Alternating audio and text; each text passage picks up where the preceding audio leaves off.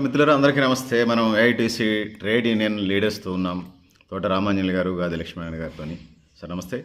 Sir చెప్పండి, ఈ comrade చెప్పండి, ఆశా వర్కర్లకు సంబంధించి తెలంగాణ రాష్ట్ర వ్యాప్తంగా అనేక సమస్యలతోని కొట్టుమిట్టాడుతూ ఉన్నారు. దాని మీద ట్రేడ్ యూనియన్గా ఏఐటీసీగా మీ యూనియన్ ఏం చేస్తుంది, వాటికి సంబంధించినటువంటి భవిష్యత్ కార్యాచరణ వివరించండి. అందరికీ నమస్కారం అండి.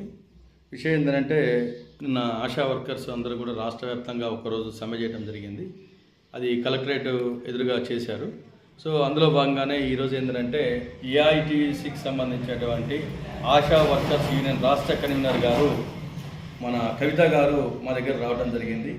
అయితే ఏంటంటే ఖమ్మం రావడం జరిగింది. అయితే ఏంటంటే మేము చెప్పేటువంటి విషయం ఏంటంటే, ఏదైతే ఆశా వర్కర్స్ ఇబ్బందులు ఉన్నాయో వాటిని ఏఐటీసీగా మేము షార్ట్అవుట్ చేసి మేము కొన్ని దాంట్లో ఉన్నటువంటి డిమాండ్స్ని ప్రభుత్వం ముందు పెట్టి వాటి గురించి పోరాటం చేయాలనేటువంటి ఒక ఉద్దేశంతో మేము ఉండటం జరిగింది. అంటే ఏంటంటే, ముఖ్యంగా వాళ్ళ యొక్క డిమాండ్ ఏంటంటే, ఈ ప్రభుత్వం ఏదైతే ఉందో వీళ్ళు ఎలక్షన్ గురించి తిరిగేటప్పుడు, అంటే ఎలక్షన్ ప్రచారం చేసేటప్పుడు ఏం చెప్పారంటే, మేము రాగానే మీకు 18,000 రూపాయల ఫిక్స్డ్ వేతనం ఇస్తారన్నారు.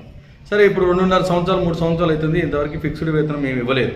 ఇంకా మేము ఏమడుగుతున్నామంటే, యాక్చువల్లీ పాపం వీళ్ళు 2008 నుంచి పనిచేస్తున్నారు. 2008 నుంచి పనిచేసేటువంటి క్రమంలో ఏం జరిగిందనంటే, వీళ్ళు ఒక మాట చెప్పారు. అప్పుడు ఏమడిగారంటే, ఏదైతే మన వీళ్ళకి సంబంధించినటువంటి ఉద్యోగం అయితే ఉందో ఆ ఉద్యోగంలో ప్రభుత్వ ఉద్యోగులుగా మార్చాలి అని చెప్పేసి అని అడగడం జరిగింది. ప్రభుత్వ ఉద్యోగులుగా మార్చలేరు కాబట్టి, మార్చలేమన్నారు కాబట్టి, కనీసం మమ్మల్ని కాంట్రాక్ట్ ఉద్యోగులుగా మార్చాలని చెప్పేసి అని ఏఐటీసీగా ఈరోజు వీళ్ళు డిమాండ్ చేస్తున్నాం. ఏఐటీసీగా మేము కూడా డిమాండ్ చేస్తున్నాం. ఇప్పుడు ఏంటంటే, ఫిక్స్డ్ వేతనం అనేది మేము వద్దంటున్నాం. ఏ వేతనం కావాలంటున్నాం అంటే కనీస వేతనం కావాలంటున్నాం. ఫిక్స్డ్ వేతనానికి కనీస వేతనానికి డిఫరెన్స్ ఏంటంటే, ఫిక్స్డ్ వేతనం అంటే లంసంగా వాళ్ళు ఎంత అనుకుంటారో ఆ అమౌంట్ తీసుకొచ్చి ఇస్తారు. అదే కనీస వేతనం అయితే ఏంటంటే, వీళ్ళ కాంట్రాక్ట్ ఉద్యోగులు గుర్తించి మినిమం వేజ్ అనేది వీళ్ళకి అప్లికేబుల్ చేస్తారు. మినిమం వేజ్ ఇచ్చినప్పుడు ఏమవుతుందంటే, వీళ్ళకి పిఎఫ్ కట్ అవుతుంది, ఈఎస్ఐ కట్ అవుతుంది, వీటితో పాటు ఇంకా చిన్న చిన్న అలవెన్సెస్ ఏమన్నా కట్ అవుతాయి. ఇప్పుడు మేము ఇంకోటి ఏమడుగుతున్నామంటే, వీళ్ళకి మినిమం వేజ్తో పాటు వీళ్ళకి ఒక 10 లక్షల హెల్త్ ఇన్సూరెన్స్, 10 లక్షల లైఫ్ ఇన్సూరెన్స్ ఇవ్వాలని చెప్పేసి అని ఏఐటీసీకి మేము డిమాండ్ చేస్తున్నాం. ఇంకోటి ఏంటంటే, ఇప్పుడు ఎవరైనా ఆశా వర్కర్ ఉంటుంది, 20 సంవత్సరాలు 30 సంవత్సరాలు పనిచేసేది. పనిచేసిన తర్వాత ఏమైందంటే, తను రిటైర్మెంట్ అయినా లేదా చనిపోయినా ఏ రకమైనటువంటి గ్రాట్యుటీ అనేది వీళ్ళకి లేదు. కాబట్టి ఏంటంటే, ఒక 10 lakhs ఏదైతే 10 lakhs అనేది ఒక వన్ టైమ్గా ఫిక్స్డ్ చేసేట్టుగా ఒక 10 lakhs గ్రాట్యుటీ ఇవ్వాలనేది మాది ఒక డిమాండ్. వీళ్ళు ఎవరైనా మీరు మొన్న చూశారు, మన దగ్గర ఎర్లపూడికి సంబంధించినటువంటి ఒక ఆశా వర్కర్ చనిపోతే బస్సు కింద పడి చనిపోయింది. ఆమె యాక్షన్ తీసుకోవడానికి పోయేటువంటి క్రమంలో చనిపోతే వాళ్ళందరూ కలిసి ధర్నా చేస్తే ఆర్టీసీ వాళ్ళు వచ్చి వాళ్ళు ఎంత కొంత అమౌంట్ ఇస్తామని చెప్పేసి అని ఒక 2 లక్షలు 2.5 లక్షలకు వాళ్ళు ఫిక్స్డ్ చేశారు. ఆ 2.5 లక్షలు ఇచ్చారా ఇలేదనేటువంటి విషయం ఇంకా మా దృష్టికి రాలేదు. అంటే నేను ఏమంటున్నానంటే, ఎవరైనా ఆశా వర్కర్ విధుల్లో ఉండి చనిపోతే వాళ్ళకి ఏ రకమైనటువంటి ఎక్స్గ్రేషియా అనేది ఉండదు. కాబట్టి ఏంటంటే, గ్రాట్యుటీతో పాటు ఎక్స్గ్రేషియా కూడా ఇవ్వాలని చెప్పేసి ఏఐటీసీగా మేము డిమాండ్ చేస్తున్నాం. ఈ ఆశా వర్కర్కి సంబంధించినటువంటి ఈ సమస్యలపైన ఏఐటీసీగా మేము పోరాటం చేస్తున్నాం. ఈ పోరాటం కూడా ఏంటంటే మధ్యనే మనం ప్రారంభించడం జరిగింది. ఎందుకంటే ముందు కొంత యూనియన్స్ ఉన్నాయి, కొన్ని యూనియన్స్ ఆ యూనియన్ వాళ్ళు ఏదో చేస్తారు అనేటువంటి ఉద్దేశంతో మేము వాళ్ళ విషయంలో మేము వీళ్ళని చీల్చడం కానీ లేకపోతే వీళ్ళ ఐక్యతను చెడగొట్టడం కానీ మేము ఏ రకమైన ప్రయత్నం చేయలేదు.